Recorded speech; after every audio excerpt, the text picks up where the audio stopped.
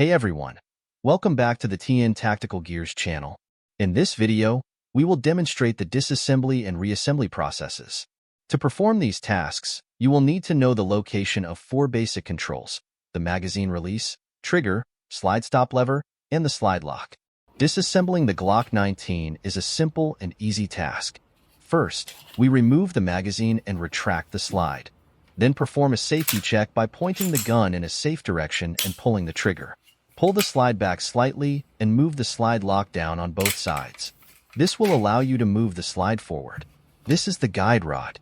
To remove the guide rod, push it forward and lift it off. And finally, the barrel. To reassemble, we will perform the reverse steps. Install the barrel back into the frame by angling it and sliding it in. For the guide rod, push the guide rod forward with the thumb, ensuring it is not to the right or left.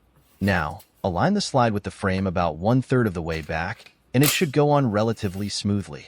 Time to perform a functional check to ensure everything is working normally. That's how you put this Glock 19 together.